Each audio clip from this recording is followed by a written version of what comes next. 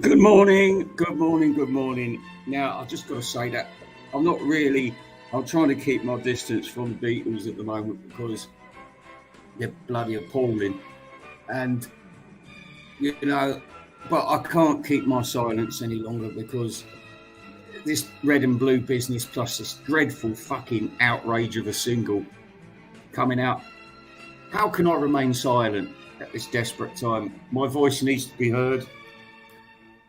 Well, I've seen a few of the videos. They all look the same. Everyone's just excited about the packaging, but not many people are speaking about the desecration of the Beatles. Hello, Jimmy Nicol. I'm not going to speak for long about this. I just want to put across my hatred for what they've done. Now, the Red and the Blue albums were very, very important to me. I don't need to tell you the bullshit, but they were the things that got me into the Beatles. After that, I got the albums. And, that's what people got to concentrate. Forget these fucking remixes, this fucking let's try and make this better, let's put an extra tambourine, let's fuck with their voices with artificial intelligence. It's just too much now. What you're going to get, you're going to get how can they improve on the Red or the Blue album? They're perfect. They're perfect. I've seen the songs they've added to them, and I thought this is just cheapened the whole thing. It's horrible. The sound and the quality of the album isn't going to be any fucking better. They've put a load of dead wood from Revolver on there. They've got it's awful. And finishing with I Want You and put it on the Blue album. Apparently it's starting off with that dreadful song, Now and Then. I mean, what a terrible song that is.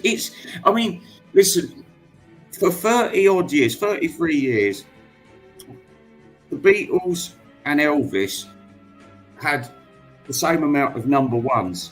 Hello, Marty. They had the same amount. They had 17 number ones apiece. Now that record, 33 years, and it's just right. The greatest rock and roller of all time and the greatest band of all time. Wonderful, wonderful way to leave things. But then all of a sudden, some Wonder Man decided to remix a crappy old record from a shitty old Elvis film called A Little More Conversation, A Little More Action, Please. And it was fabulous.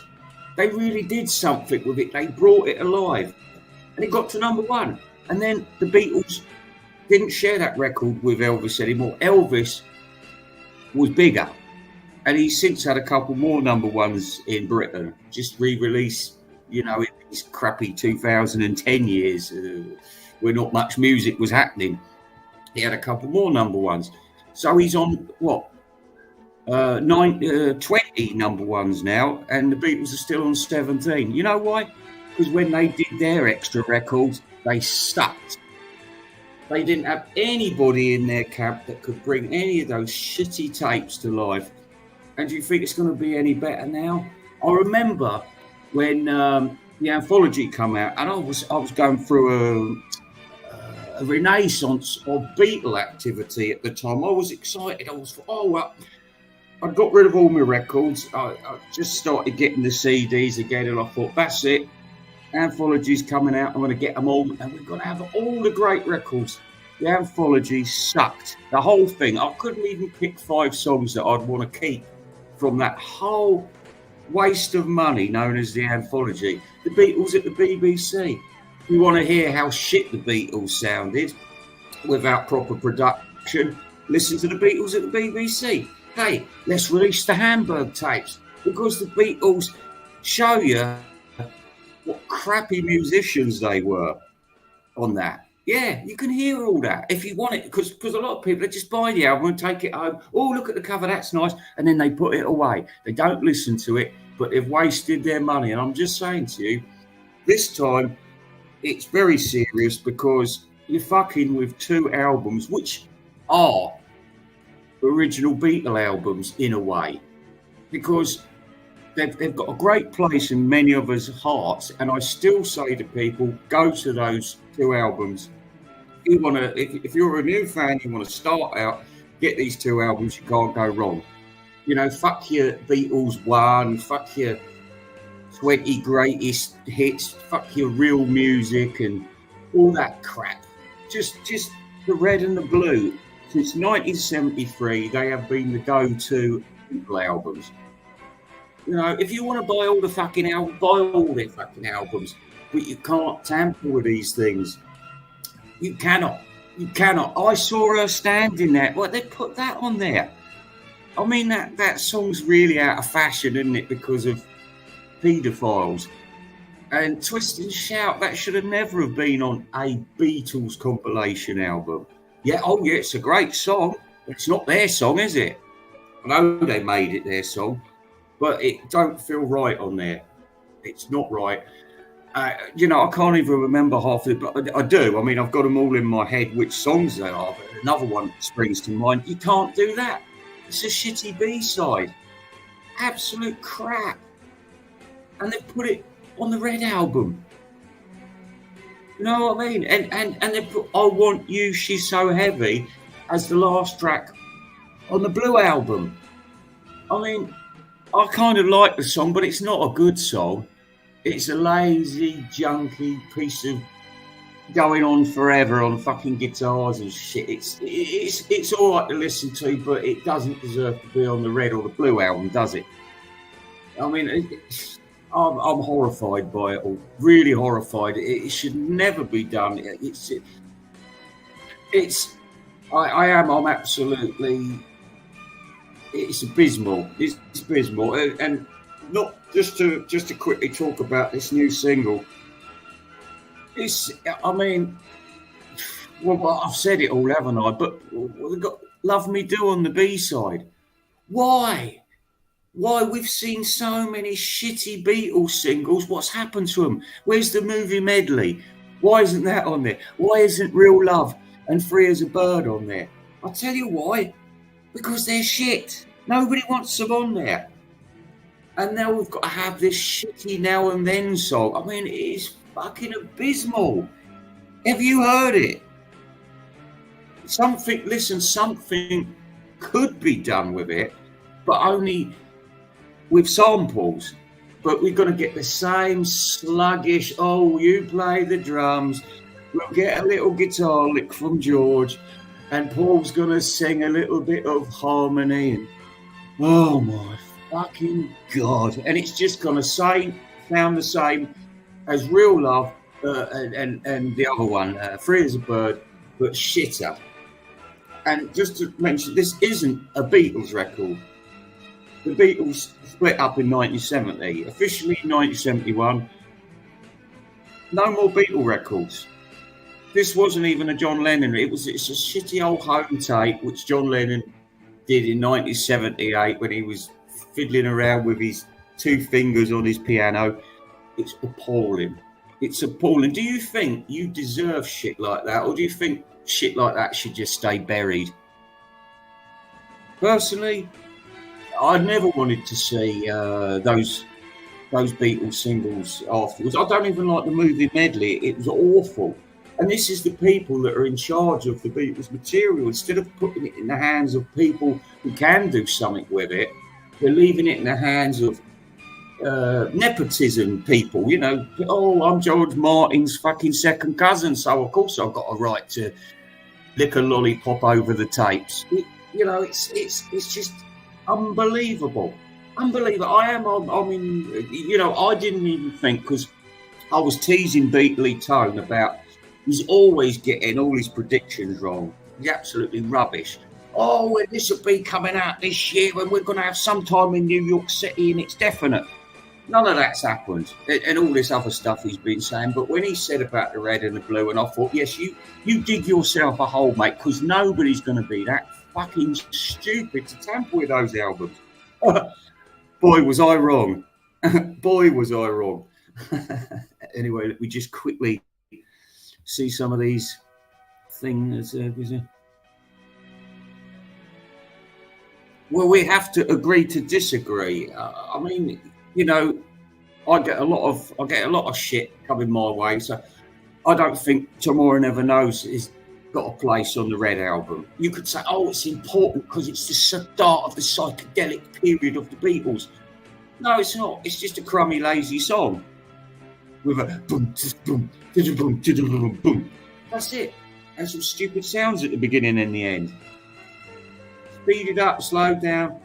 Nothing original and major about it. It'd all been done before, but we'll put it on there.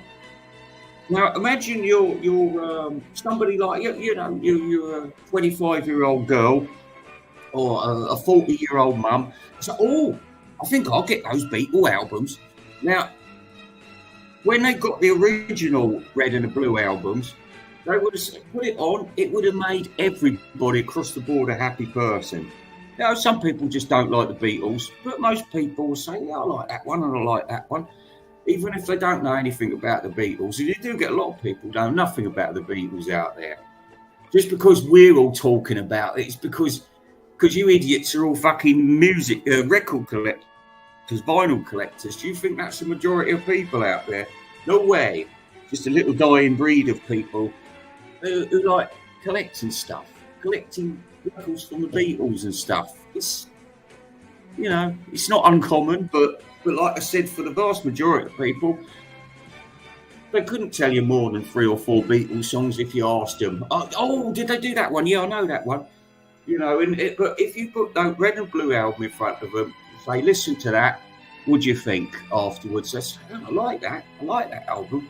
But you go putting stupid tracks on there like Tomorrow Never Knows and Here, There and Everywhere, it's totally going to dilute the effect of those albums. And like I said, the effect of those albums was magical upon me.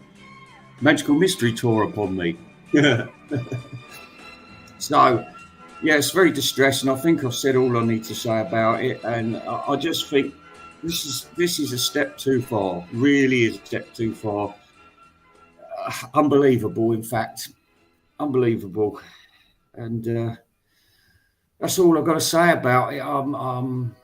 Just a mention about, I'll do a quick review of Ringo's EP because, so far the only honest person has been John Heaton, who's pretty outraged about it because he don't like spending money if you don't have to. And you don't want to spend money on a pile of shit. And this is a pile of shit. It's the same, as he said, it's the same crummy format he's been using since, 1990 or whatever.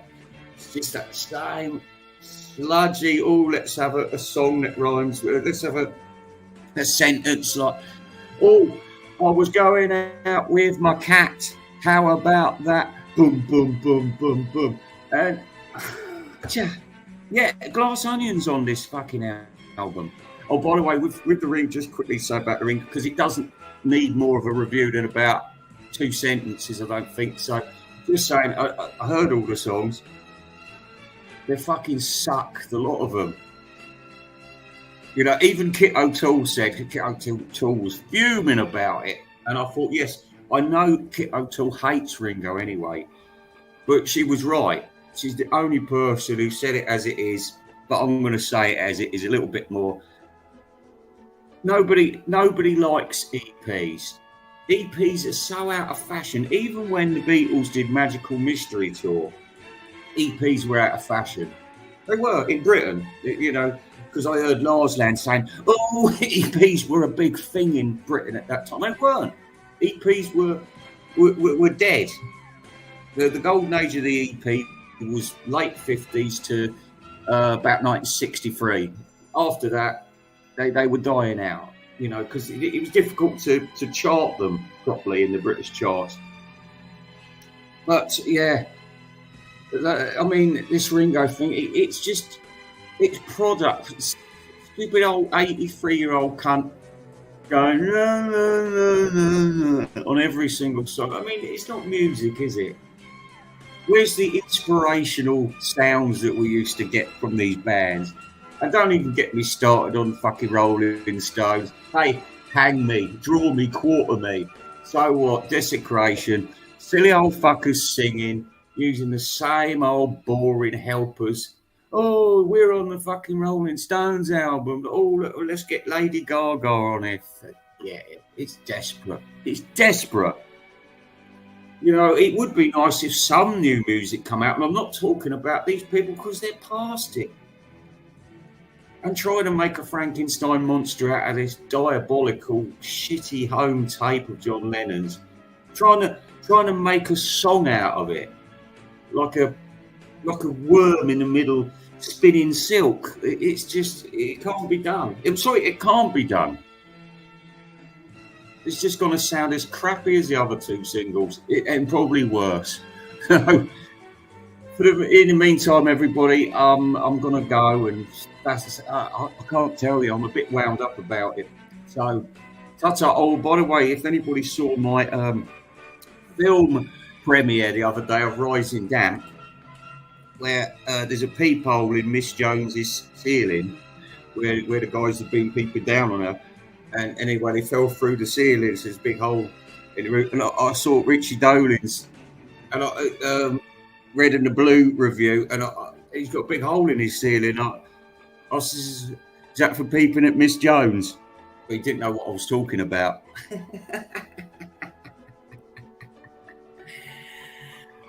Well, that's it, people. For the time being, I'll be on my way. Hey, I'll be on my way. I'm surprised they didn't put that shit on there. Oh dear.